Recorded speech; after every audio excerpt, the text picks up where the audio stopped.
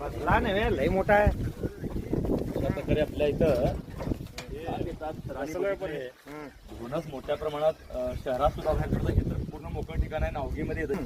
त्यांना मारायला काय विषय लागत नाही. 2 मिनिट असा काय मारा, आम्ही मारलो असतो की. मोठ्या प्रमाणात आपल्या बाहेर पडतात आणि आपल्या कारखान्यातनं जे स्क्रॅप मटेरियल आहे त्याच्यात पण, आणि विशेषतः दगड विटांचे ढिगारे आहेत आपल्या बाजूला बघताना तुम्ही साथ याची काळजी घ्या की आपल्या आजूबाजूला झाडी झुडूप असेल ते आता बाजूला जे ठिकाण आहे मग आपल्या जवळ येतात ते उंदरासाठी येतात. शेतकऱ्या सुद्धा ह्याला उंदीर फार आवडत असल्यामुळं हा साप येतोय. हिमोटॉक्सिक विष असल्यामुळे ह्यानं चावल्यानंतर लवकर उपचार झाल्यानंतर गँग्रीन होण्याची शक्यता असते. लक्षात घ्या, इंजेक्शन मात्र एकच असतंय, नाक चावू दे हा चावू देत, पण हा साप चावल्यानंतर पट्टी बांधायची नसते. हे बरेच लोकांना माहित नाही. लक्षात घ्या, कारण ती जागा लवकर व्यापली जाते आणि खराब होऊ शकते. त्यामुळे ह्याचं विष जे असतं ते हिमोटॉक्सिक असल्यामुळं पट्टी बांधायची नसते. आपण सरळ दवाखान्यात जायचं असतं. लक्षात घ्या. आणि हा रात्रंदिवस फिरणारा साप आहे. पिल्लं घालतोय, हा अंडी घालत नाही आणि जवळपास 50 पर्यंत पिल्लं घालतो. लक्षात घ्या. म्हणूनच अतिशय विषारी मानला जातोय. नागापेक्षा हा दुप्पट विषारी साप आहे आणि गोल गोल ह्याची टिपके असतात. अजून सुद्धा बरेच लोक त्याला अजगर समजतात. लक्षात घ्या, अजगरवरती जाळीदार डिझाईन असते. त्याच्यावर जाळीदार नसून 3 रांका तुम्हाला दिसतील त्या रुद्राक्षाच्या माळा गुंफल्यासारख्या गोल गोल टिपके असलेला हा साप आहे आणि एका सेकंदाला 3 फुटाचा चढवतोय.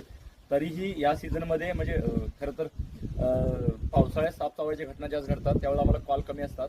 म्हणजे हा साप तर एका ठिकाणी मी परवाची व्हिडिओ तुम्ही बघाल की तो पायात घुसला क्लिनिकमध्ये, तरी काही केला नाही. मला त्याचं काही समर्थन करायचं नाही आहे, पण आपल्याकडनं चुका होऊ नयेत याची आपण काळजी घेतला तर सर्पदोषापासून आपण वाचू शकतो, हे मला म्हणायचं आहे.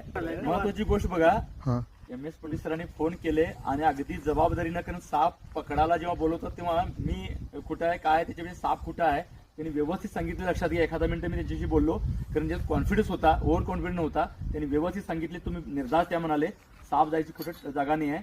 उलट तिथं आल्यावर हे जे आम्ही पोत्यात घालतो अशा पोत्यात खरं तर घालायचं नसतंय, पण स्वतःच त्यांनी या सापाला त्यांनी आता तिकडे जात असल्यामुळे जंगलात सोडताहेत. फक्त पकडण्यासाठी माझी मदत बोलवली, आम्ही तशी जंगलात सोडतो तुम्ही बघितला, पण त्यांनीही व्यवस्थित ठिकाणी त्याला त्यांच्या जबाबदारीवर त्याला सुपूर्द करतोय आणि ह्या सापाला त्यांनी जंगलात सोडणार आहे. त्यासाठी मी ह्याला आत पॅक करून त्यांच्याकडे सुपूर्द करतोय. त्यांनी सुरक्षित मात्र घेऊन जायचं. लक्षात घ्या, कारण ह्याच्यातून कधी कधी होल बाहेर येतात साप, डबल पोत्यात घालून त्याला सोडायचं नाही तर गाडीवरती सुटेल.